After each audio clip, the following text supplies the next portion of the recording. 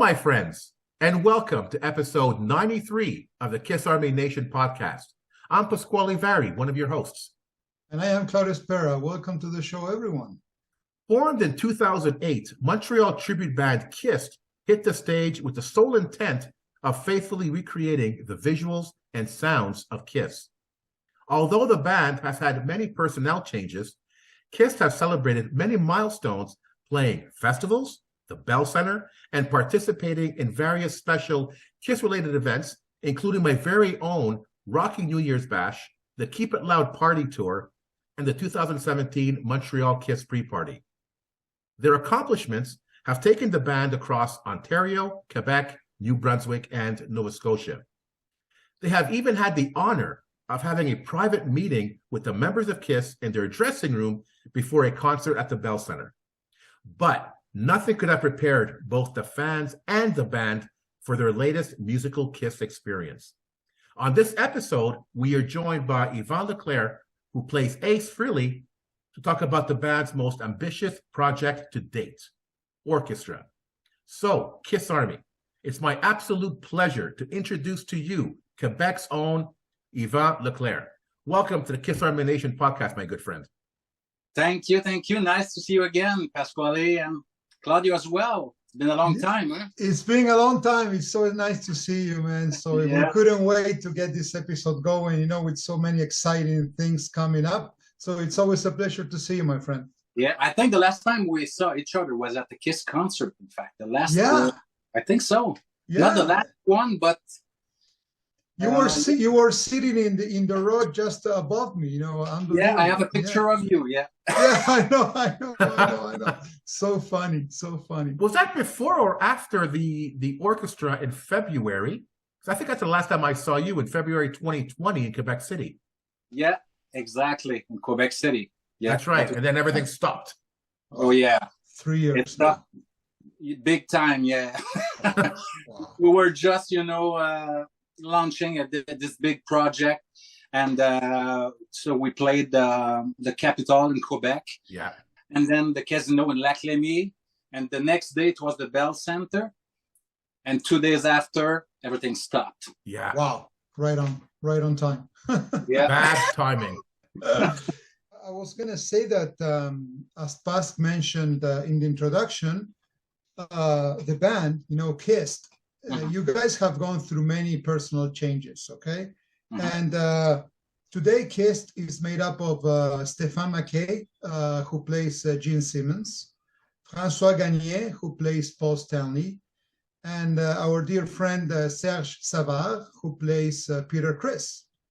So before our listeners get to know a little bit more about you, what can you tell us about your bandmates? What can you tell us about François, Stéphane, and Serge? Well, they all have, things in common, in fact. The fact that they are all about, little details. You can't play in a KISS tribute without worrying about details. Because KISS fans, they know the band, from A to Z, so you can't, even the way you play guitar, the fingers, if you use 4 fingers or 3 fingers in a solo, they will tell you. And so the buttons on your guitar, so you have to, everybody is very concerned about little details. Stéphane is a great guy. He's a gentleman, in fact, even if he plays, the demon role, in KISS, in real life, he's quite the opposite. He's a sweet guy. He's very nice, as I was saying, a gentleman. And, he never puts, even if he's one of the co-founder of the band, he never put any, when I arrived and when I joined the band, I never felt any pressure, I never felt like that I had to prove anything, to the members. So he's a great guy. He's a great leader. François is very artistic. He also worries about details, but not the same details. More like musical details. He will hear a little note in the background. In a song. Really little details about music. Francois is very concerned about that, and it's good because it forces ourselves to be better, to play songs the way they need to be played. Serge is funny. He's a funny guy. Oh yeah. He's a bit like I think like Eric Singer. Eric seemed to be funny as well. So is Serge that we call Sergio.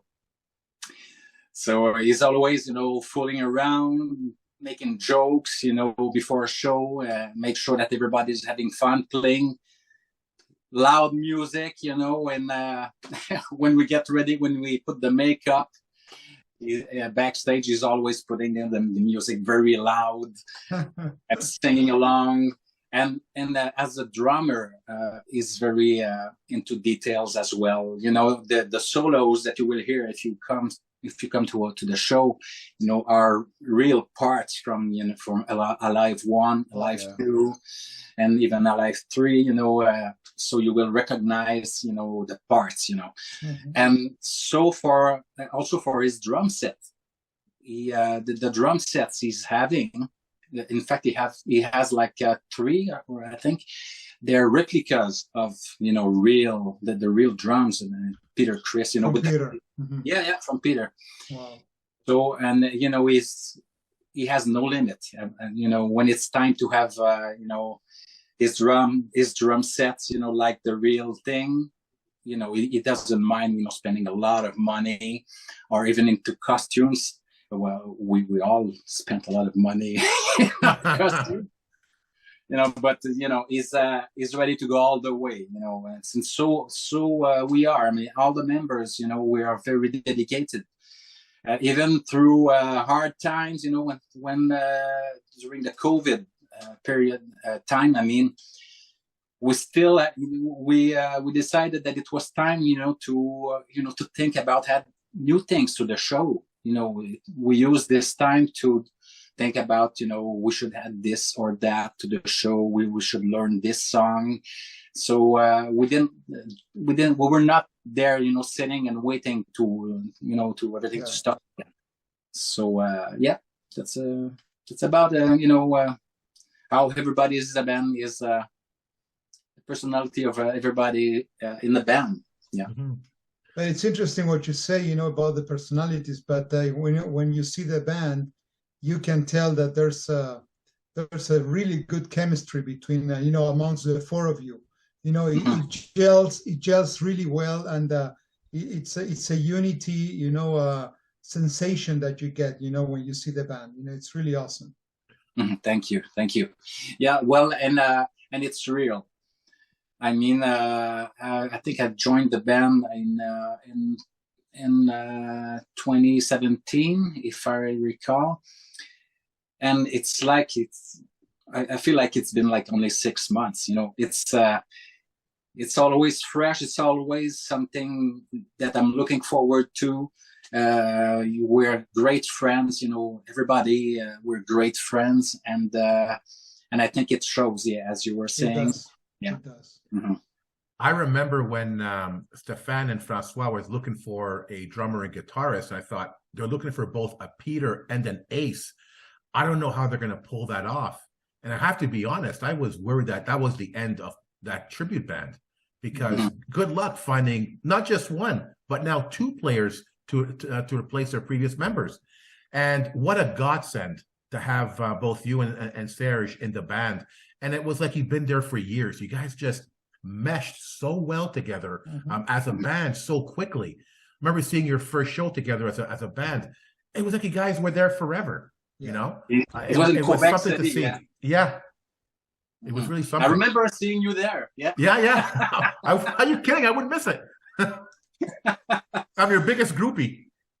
Yeah. And that was a lot of pressure, because these guys that were there before us, they were great musicians. Yeah, they're fantastic musicians, and the fans are having expectations. They don't want the band they want the band to be at least as good or better than the previous lineup. So you can't go there and not doing disappoint. That's right. Yeah, and yeah, disappoint exactly. the fans. Right. Yeah. Exactly. So it was a lot of pressure, but again, you know, the friendship was there. Everybody felt comfortable. So yeah, it was kind of easy, you know, to go through the first shows because of that support from the leaders. Yeah. I remember when Serge went on the drums before he actually joined the band. He did one song, and I could swear he was Peter Criss possessed up there. He had the moves with the head and everything, just incredible. I thought, okay, this guy has to be in the band. He was amazing. And also, Yvan, when you joined the band, it's like you really look like Ace Frehley. You've got the moves down and everything. It was amazing to see. But what I was really impressed with you, Yvan, was that, okay, how can we make this bigger? Where can we go from here? You weren't just there, I'm going to join the band and we'll see what happens. No. You were ambitious, and let's take the band further. And we're going to talk more about that, because you guys definitely took the band further. Now, we've talked about Stéphane, Serge, and Francois. Now let's talk a little bit about you.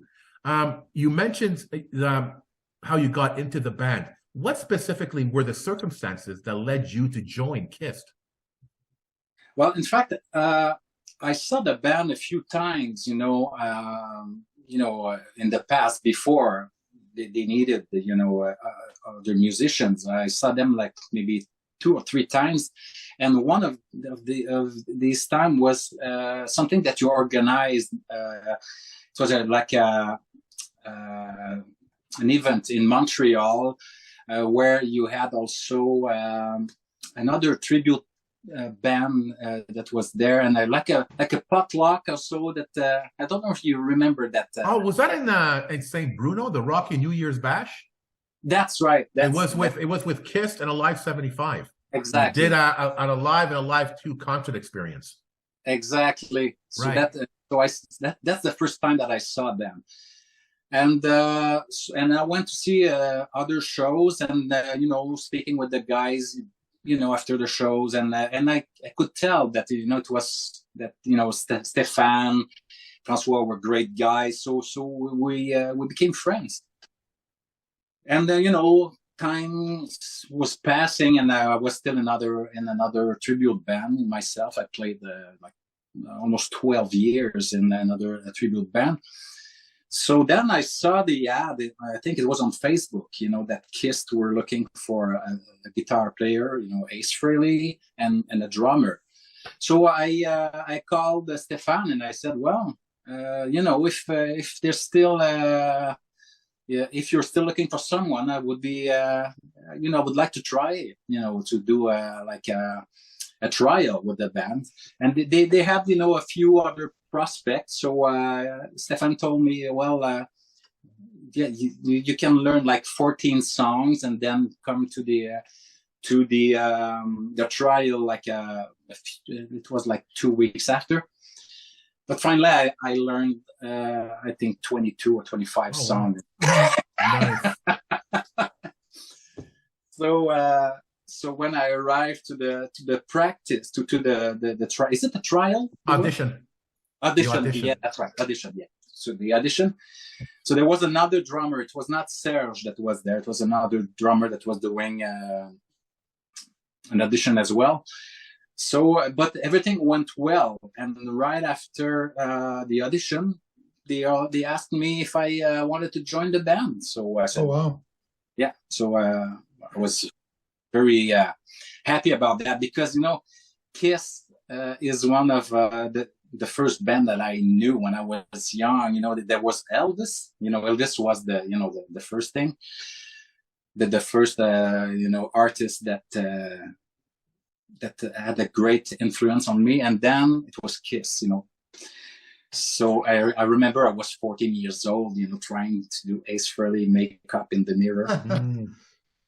But it was not really nice, but but I would have never thought that, many decades you were going to be Ace Frehley. Yeah, exactly. Yeah, so that's how I joined, and afterward they told me that Sergio would be the drummer. and then we rehearsed like only 2 times, and then we played in Quebec at the Cecily Ramon, after only 2 rehearsals. So, but there was a lot of dates coming, and we couldn't say no, we're not ready. So we practiced, because we don't live near from each other. We live miles away, so we practice, and then we met like 2 times, and after that we did the show in Quebec City. Do you feel that you were ready for those shows after only rehearsing 2 times? You know what, Pasquale? You're never ready. And in anything you do, you're never ready until you have to do it. Because at one point you reach a point that you won't get any better if you don't have the pressure, or if you don't have a. Okay. So goals. And that's the way to get better. If you otherwise you have no pressure, you will get a certain level, but you won't go further than that. So no, I didn't feel I was ready, but I was ready enough. There you go. Right. You gotta be ready. So as a musician, you mentioned Elvis and Kiss being some of your influences. What else were you influenced by as a young man? I would say Van Halen. Oh, nice. Yeah, I was. It was quite something when I heard the first Van Halen album. He was a genius. Everything that he brought to the guitar playing, the techniques that he developed, and that it was incredible. So Eddie Van Halen was a big influence for me. Led Zeppelin also, but that's about it.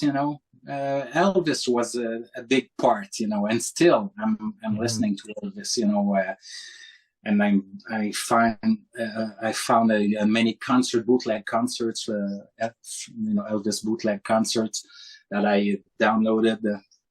Can't say that, but I'm still passionate. I went to Memphis like 4 times. Oh yeah! Oh wow! Yeah, even in last September I was there. So for me, it's a big influence. Yeah. Nice. Yeah. Now oftentimes people in tribute bands may or may not be major fans of the band they're paying tribute to. So you're obviously in a KISS tribute band. What kind of KISS fan do you consider yourself to be? A moderate, average, or diehard? Pasquale, I think it's my favorite question up to date, until now. Because, I would say that I could divide the question, in 3 parts. I'm moderate for the 84 to 88 era. And I'm a diehard fan of most of the music that the original members have done, and everything that they've done since the beginning. Not that I don't like, the other members, but for me, that's where the best part of KISS was with the original members. But we're lucky that there are other members that took the place, and they do it well. I mean, Eric Singer is great, and Tommy Thayer as well. But I'm always referring to the original thing, because Ace is special. Ace has that charisma that it doesn't matter what he does, people are gonna love him. Yeah, that's true. And people are not the same, with Tommy. He's always. I think it must be very hard for him, to fill those shoes, because he's always under the spot, under the spotlight. Yeah, it is true. So to answer your question. I'm not really into merchandise, but I'm always searching for a nice T-shirt. Of course, every time I go to the store, the first thing I do is trying to find a KISS t-shirt somewhere. But I'm not, collecting a lot of things, and maybe tour books. I have a few tour books, pictures as well, but mostly books, I would say. Okay. I'm very into books, Okay. from all the members and, everything that, around the band. I'm very into it. With Elvis as well, so the books by people who knew them, like Lydia Chris, by example. Yeah, that's right. To have like a 3D picture, of the band, not only the official story, but stories by people that knew them as well. So that's how I make a 3D picture of KISS. That's a nice way to put it, to create a 3D image of the band. Yeah, that's really cool. I love it. And Yvan, so you've been in KISS for, as you said, for a short period of time, since 2017, I guess you said. And so we're going to talk about OrKISStra now, of course. But besides that, what are some of the highlights that you have experienced with the band? Beside OrKISStra, I would say that meeting like Doc Maggie also was great. It was after the last show that they played at the Bell Center. We were there, outside, for pictures, just beside the Bell Center for that show. And we took picture with fans for maybe an hour and a half, nonstop. Yeah. I don't know how many pictures we took, but it was incredible.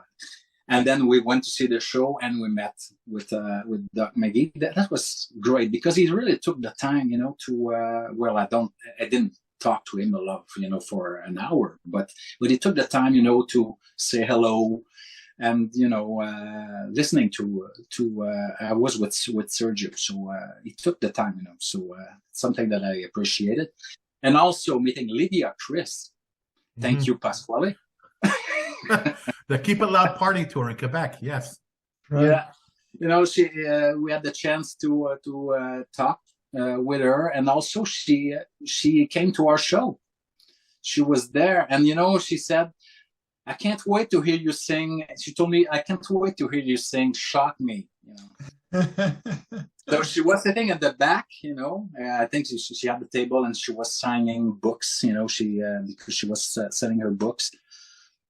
And then when Shock Me started, she came, I saw her, coming, in front of the stage and looking at me like that, singing Shock Me. Talking about pressure. No pressure whatsoever. No, but she was, she's very nice. I mean, and the next day we spent, time with her as well. And maybe, maybe I could send pictures, Pasquale, for your podcast of Sergio. He took a picture with her. The same thing, and it's, trying to recreate a picture that was taken with Peter, back in the 70s. So the two pictures are almost the same. I mean, maybe you saw that picture, Pasquale? Yeah, I think I have that picture. Okay. When he was singing Beth to Lydia Chris, he was losing his mind. It was just an incredible moment for him. Yeah. Oh yes. And she, as I was saying, she was so nice. So that was a great moment.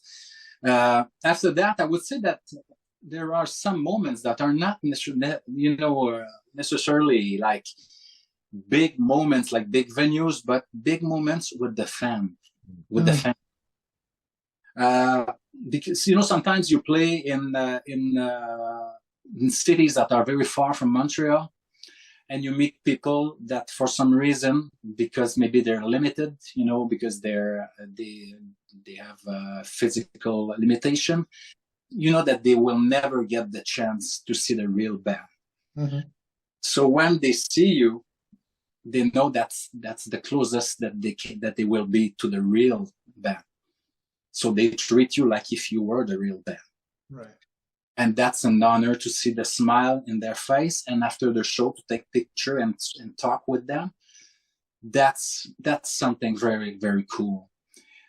And you can see in their eyes the way that they appreciate it, and that we take the time, you know, to spend like 15, 20 minutes, 30 minutes sometimes with these people. It's something that you know, I was talking about Bell Center and everything, but this is as big as that. Special. Yeah, this is a special. Yeah. It is true. It is true. Yeah. And you know, you just touched on the subject that we wanted to ask you. So we know that, you know, the Quebecois people are known for their passion, you know, very passionate people. And in your opinion, are Quebecers as passionate for KISSed as they could be for, let's say, the band itself? Can you give us some examples of that passion for the band? You just did, but yeah, I'm sure that you have plenty of stories. Yeah. Well, you're right. It's a bit like I was just talking about. But you can see a lot of situation. Yes, people are passionate, but you know, if I can say that, KISSed, you know, it's like Kentucky Fried Chicken. Nobody likes it, but when you go there, it's always full. Oh my God. What an analogy. I love it.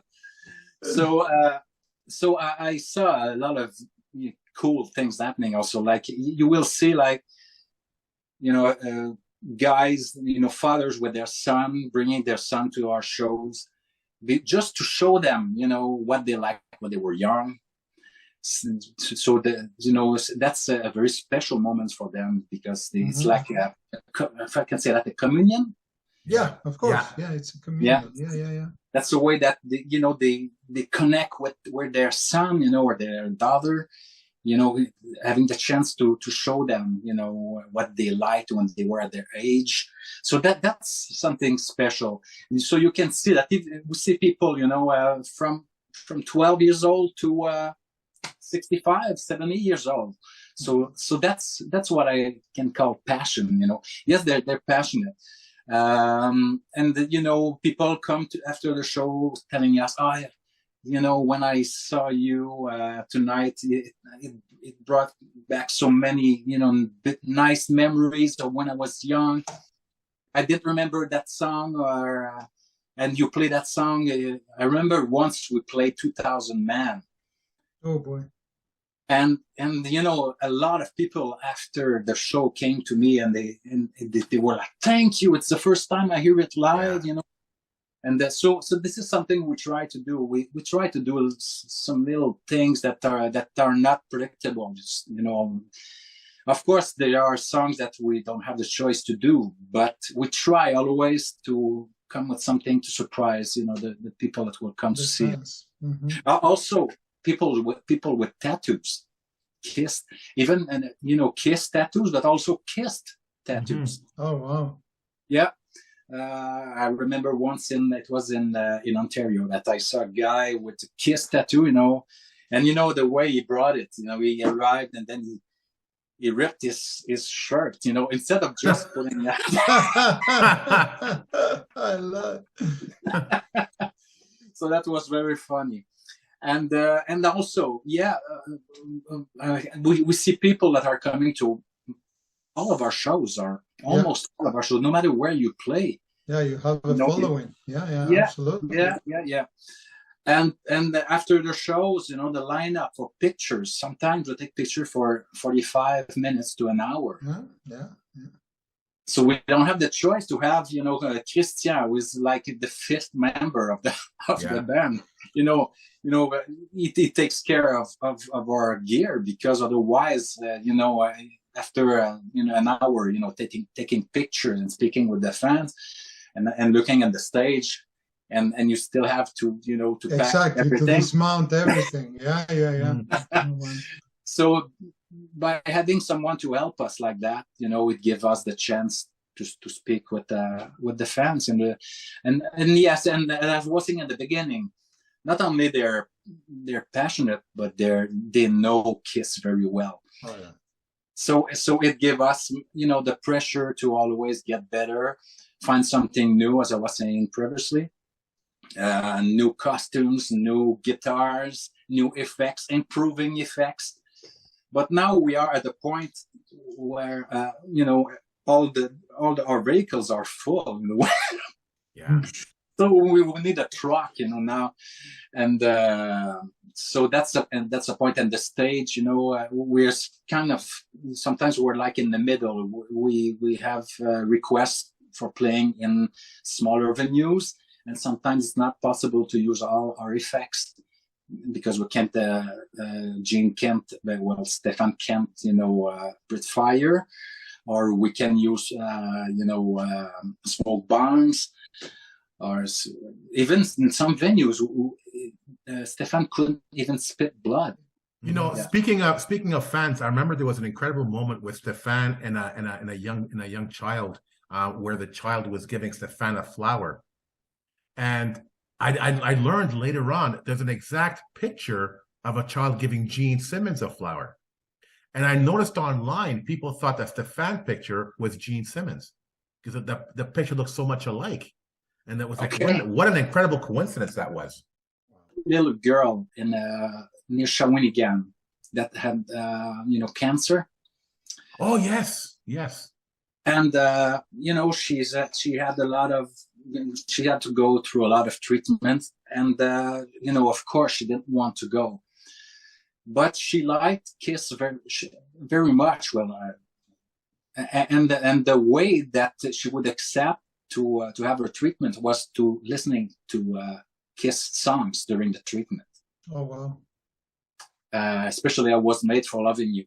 So then she would accept, and she got very, very, very sick. She lost her hair and everything. She was very, it was hard for her. And then we received a call from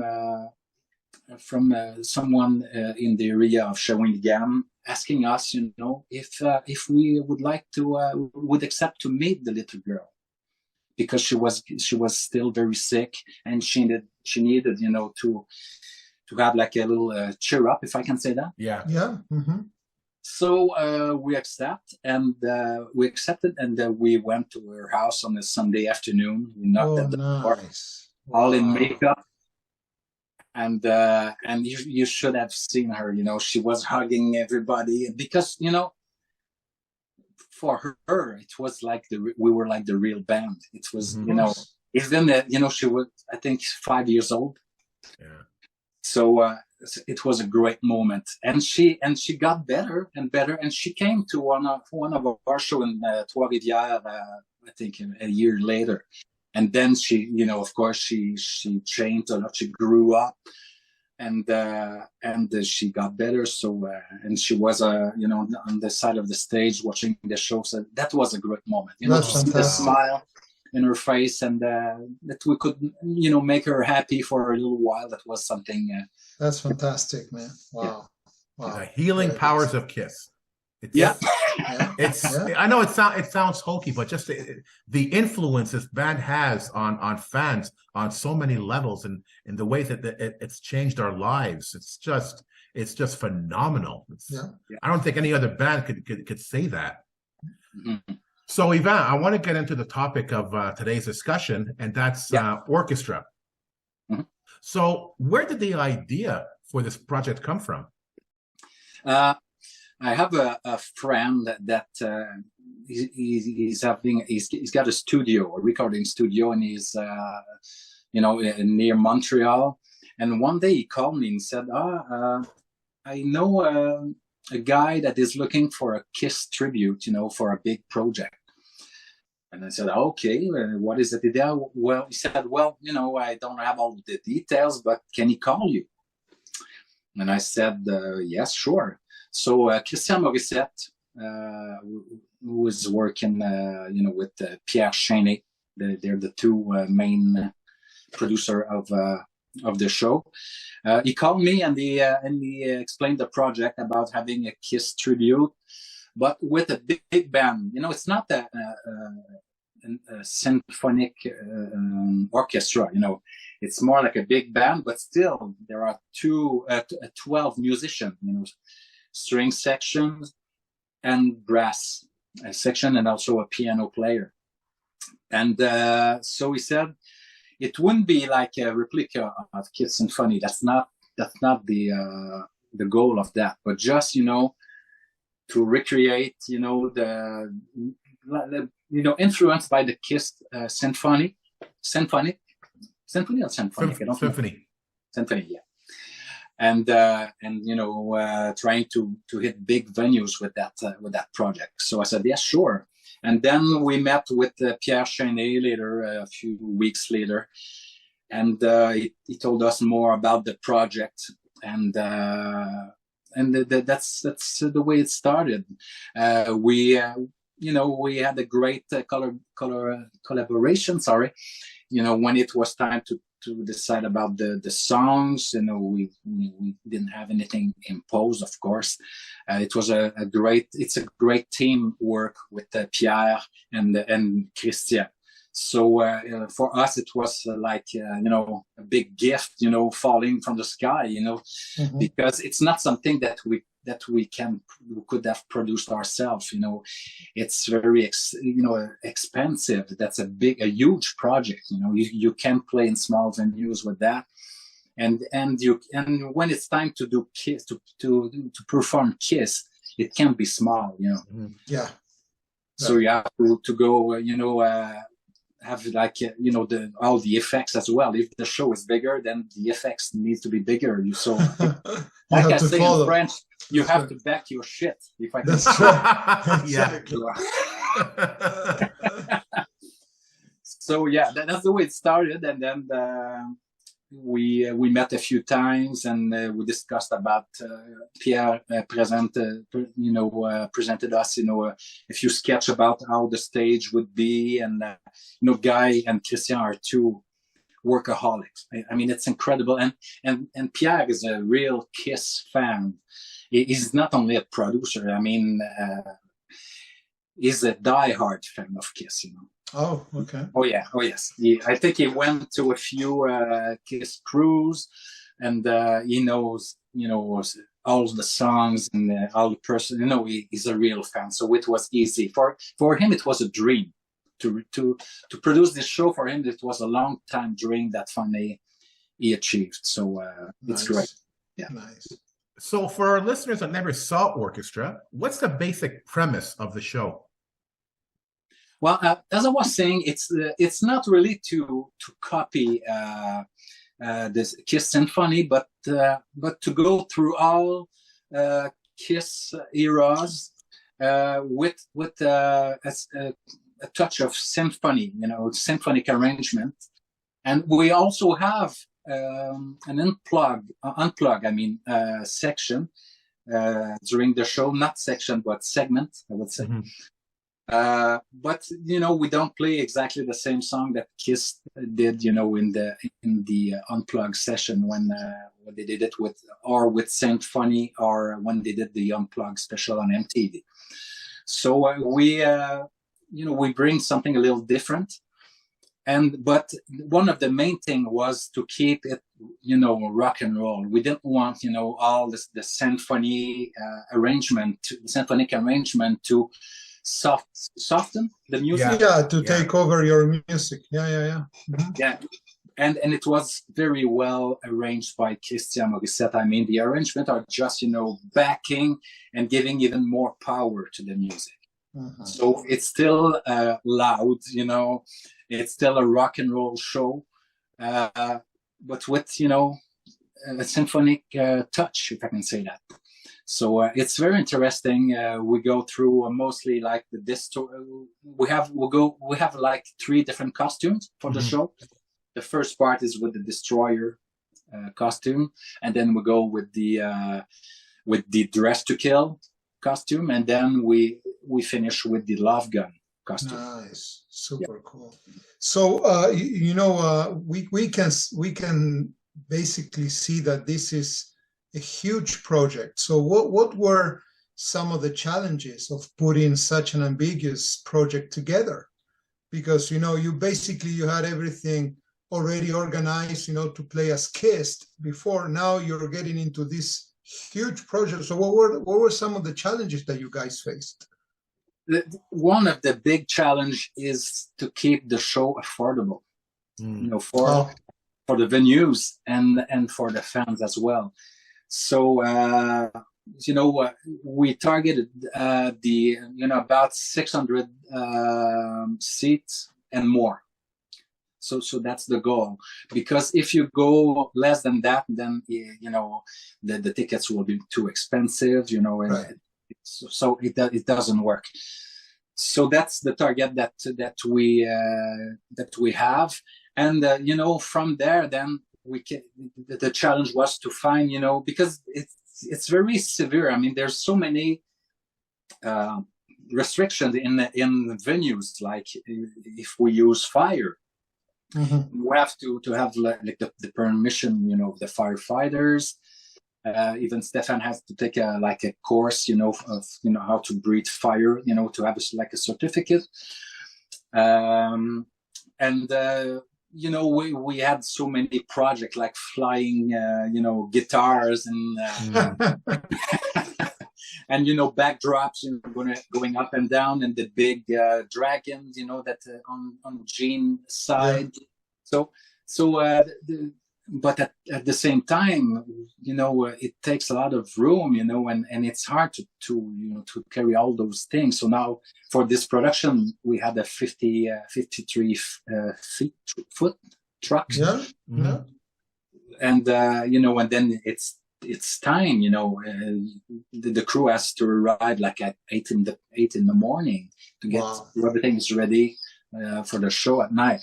So yeah, a few restrictions, and also you know, we want to give, you know, all the most effects we can. We want to recreate, you know, the KISS show. You know, we don't want it to be just there playing with an orchestra behind.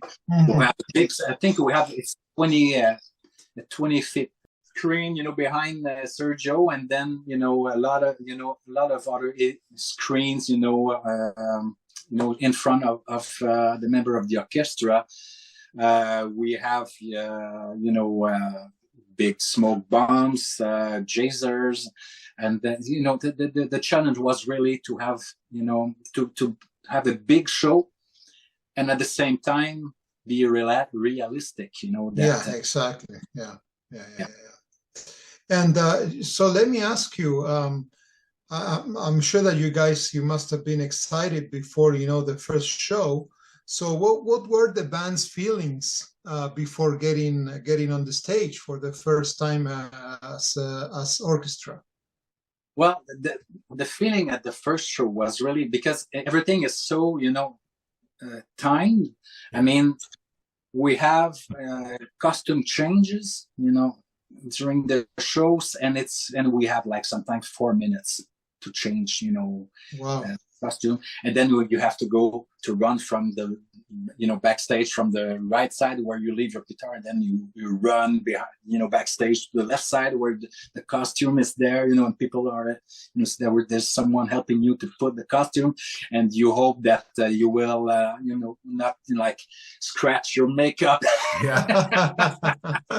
So, that was one of the big concern, you know, because we rehearsed only 2 days in a row before the first show. We rehearsed I think it was the Thursday and the Friday, and no, the Wednesday and the Thursday, and we played the Friday. Wow! Oh wow! And so, and we had to practice, you know, the costume change and everything, and you know, you just hope that everything will work. Mm-hmm. You know, even with the in-ear system and the smoke, and again the smoke bomb, and your amp that is not, you know, beside you, and everything, your stock is backstage, and so you just hope that everything will work, and it did. I mean, the 2 times we did the show, it's such a great team and a professional, you know, crew that we have with us, and so no worries about, you know, all the technical things, but it was more about us, you know, and, you know, being you know, having ready. time. Yeah. Right. Yeah. So you guys, you only had 2 days to rehearse with the other musicians. Yeah. So I guess there was a director, setting everything up. So the parts and how to mix it and all of that. So that must have been a challenge, right? Exactly. The rehearsal was starting at 8 in the morning until 10 p.m. Holy moly! Wow. Yeah, and we had to go through all the songs and practicing without costumes, and then practicing with the costumes. And some of the musicians there, the way symphonic or orchestra works, it's not the same as a rock and roll band. And it was just like the DVD, Kiss Symphony, when Peter played the first time with the orchestra. And then, everything is together, but at the same time, it's a bit, too square, if I can say that. Yeah. So, but after we played a couple of songs, and then everything was okay. But at first, when we started, I had that segment in my head, remembering another video. But all the notes are there, everything is okay, but it's like the feeling was not there, right at the first song. So we got used to it, and it didn't take really long. But of course, a lot. These were big days, big. It was very. A lot of work, 2 days in a row, from 8 a.m. to 10 p.m. rehearsing. So, and then the next day, the show at the Capitol. Mm-hmm. So you played twice in 2020 as OrKISStra, just before the pandemic hit. And of course, after that, everything came to a stop. So was it difficult getting OrKISStra back off the ground in 2023? Yeah. In fact, we started, not me, but I mean Pierre, orchestra production. In fact, they never stopped. And even if the pandemic was there, they never stopped, working on the project. And because they're just before this COVID arrived, there was a lot of big projects coming. I can't tell you everything now, but they were talking about playing in other provinces in Canada, and also in the United States. And there was a lot of interest for us and with this project. So and even not only in America, and in other countries. Yeah. Wow. But and if everything stopped, and then was on standby. And even we had a few shows that we were supposed to do that were later during the year.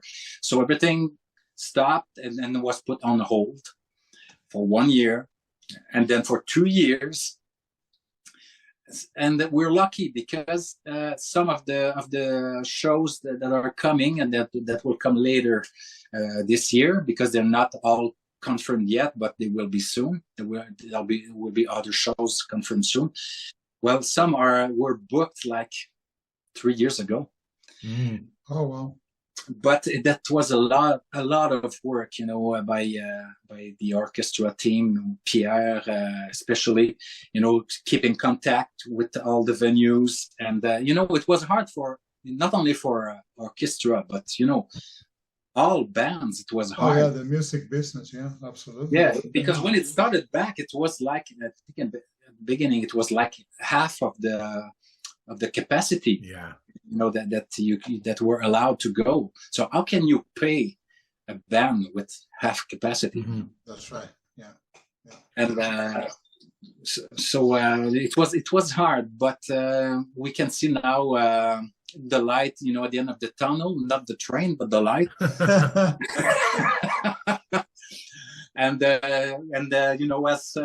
as days are passing, there are more and more requests and interest for the project. So we're gonna have a good year with KISS as well. I mean, so far it's promising. Any changes to the show now in 2023 compared to what the show was like in 2020? Yes, but not a lot, because since we did that only 2 times. We spoke with the production and the production manager, and we prefer to wait a bit and then see what works and what is not working as well. With the shows, sometimes after 10 or 12 shows, you realize that this part or this song is so, or not that it's not played well, but you don't have the response from the people, or so we will wait a bit. But yes, there's a few different things in the show. When you come to the show, you will notice a few different things. Yeah.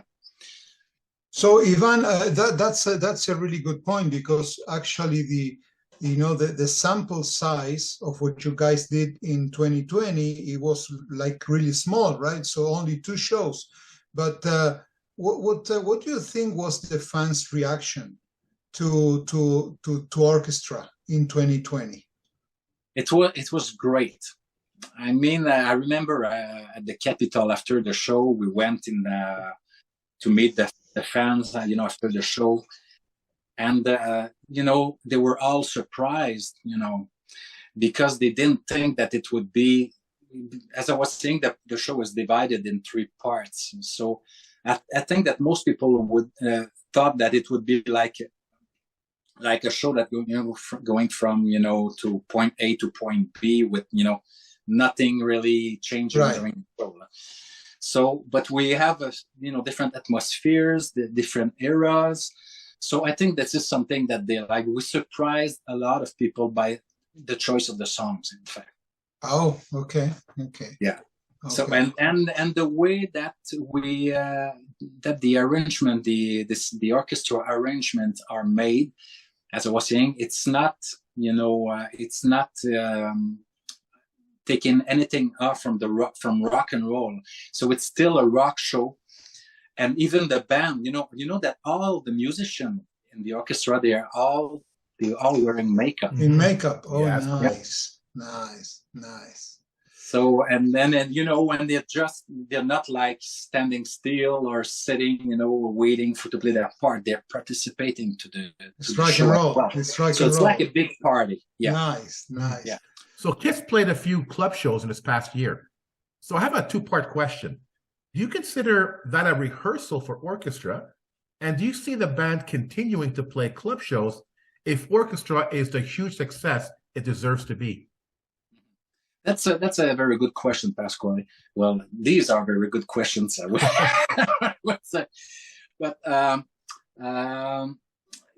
we still have, during the pandemic, we had the chance to be able to play, a few shows. But we don't consider it as rehearsal. Even if it's very small venue, it's always a show. We give always 100%, and we give the best show for the capacity. I mean, if it's small venue, we did the biggest show for that small venue, if I can say that. Yeah, of course. So everything we can bring with us, to have the biggest show possible, we'll do it. And as soon as the first song starts, for us, no matter what, if it's small or big, we always give our best.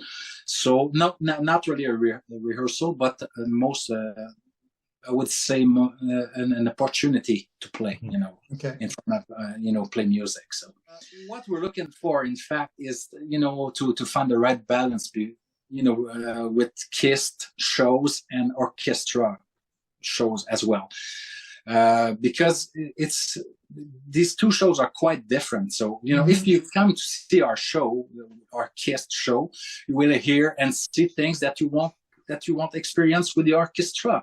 Yeah. So it's a very good compliment, to see both. And sometimes, people are asking, oh, well, if I go see your show, like your KISSed show, what different will it be to see, the orchestra show? Then I explained a few details without, selling, the big punch. But it's a really compliment. So you can come to see the KISSed show, on a day, and 2 weeks later come to see the orchestra show, and you won't feel like you see the same thing, you know. And, yeah, it's two different things. But you know, what I'm getting from what you said is that now, you know, everybody's kind of excited to get the orchestra, you know, project back on track. And of course, you know, being this such a great show, I'm sure that there's going to be a lot of demand, you know, to keep it going. So yeah, good for you. Good for you. Yeah, we have a lot of requests, in fact, for both projects. I mean, so we all have to make sure that we can find, you know, dates for everybody, for all the shows. Exactly. Yeah. And you know, Yvan, by the time this episode is going to air, so OrKISStra will already have played in Joliette, you know, in Quebec. And so I want to continue something that Pasc started in a previous episode, which I think it's a great idea. You know, to honor our Quebecois listeners, in French, please, if you don't mind, can you tell our listeners where they can get information and tickets for the upcoming orchestra shows?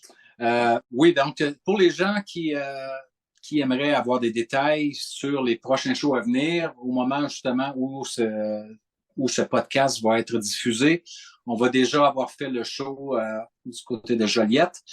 Il y a encore le Capitole le 25 février où on va faire un show avec OrKISStra. Et il y a aussi à Saint-Hyacinthe le 3 mars, qui est l'autre show là, qui s'en vient prochainement pour OrKISStra.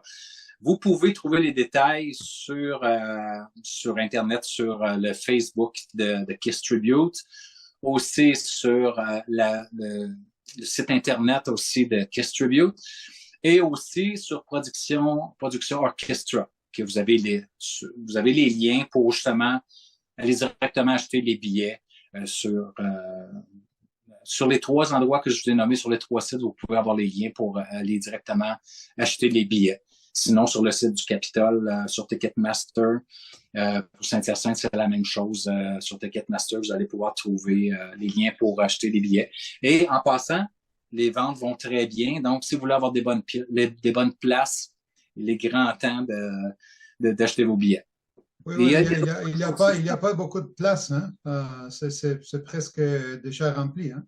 Oui, c'est ça. Ça va très bien. Et puis, il va y avoir d'autres shows là, qui vont être annoncés dans les prochaines semaines, d'autres shows qui s'en viennent aussi, autant avec KISSed qu'avec OrKISStra. Il y a déjà... Et en passant aussi avec KISSed, on va être aussi à la Place Belle le 17 mars lors d'une partie avec les Rockets de Laval. Donc, on va faire une performance durant cette partie-là à la Place Belle. Super. Now, Yvan, can you please give the same information to our English listeners, where they can get info and tickets for the upcoming shows? Yeah, of course. So, as I was saying in French, we're going at this time, at the time of the podcast is. It's going to air. Yeah, it's going to air. Yeah. Joliette is already done. I mean, we already did this show. So now we are heading for the Capitole de Quebec on February 25th. And on March the 3rd, we'll be in Saint-Hyacinthe.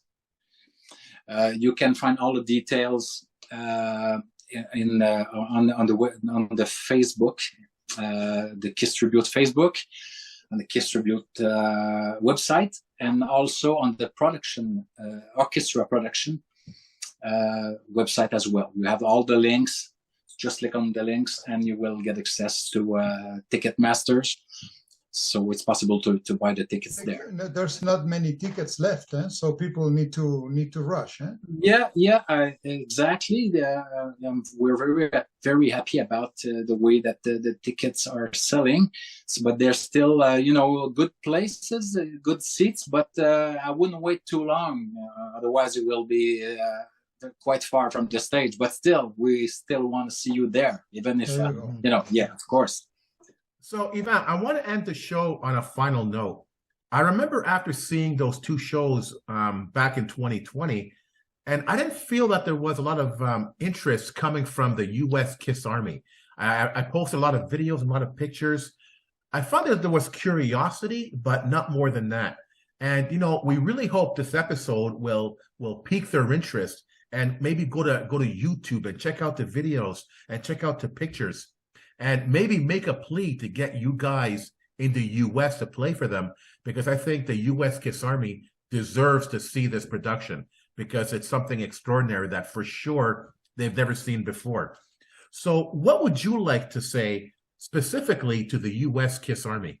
To the U.S. KISS Army, as of now, we don't have, projects to go to the U.S., at the moment, but we're surely working on it. But meanwhile, if you come to Canada or Quebec, please come to see our show, because, I think that we present something that pays, a nice tribute to KISS, and with a special touch, with that orchestra, that symphony orchestra.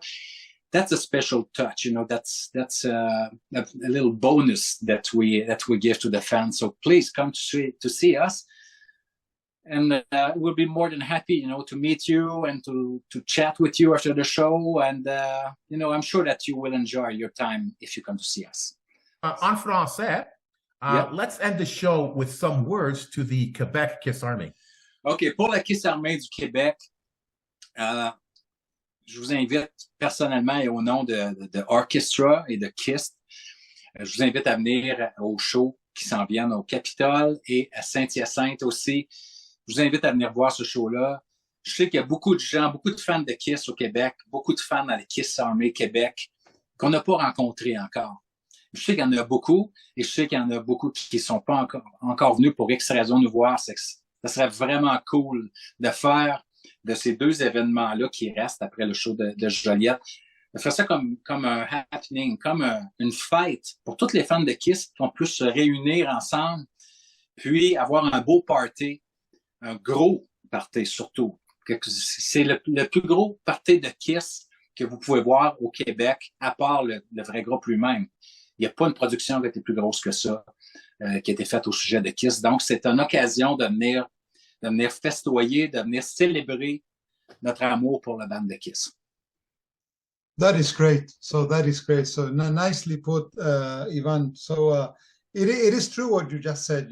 There's, besides KISS, there's not a huge, a more interesting production and project than the one that you guys are doing with OrKISStra.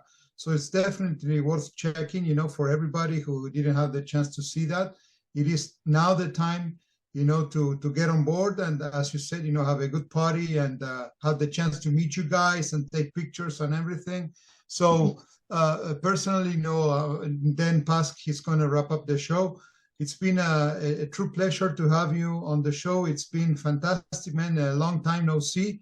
And really happy that you guys are back on the road with this fantastic, concert and experience, I have to say. It is a true experience. So, looking forward to see you again. And thank you for being here. Well, all my pleasure. I mean, it was great, having the chance to speak with you guys again. And whenever you want, I can join the podcast for another topic, talking about KISS. That would be great. That would be awesome.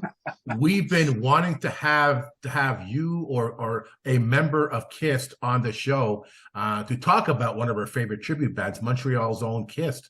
It was really, really nice to see you again. Really nice to have you on the show, and it's really nice to talk about this incredible project and get this project out there, not just to Quebec fans, but to Canadian fans, to the U.S. fans.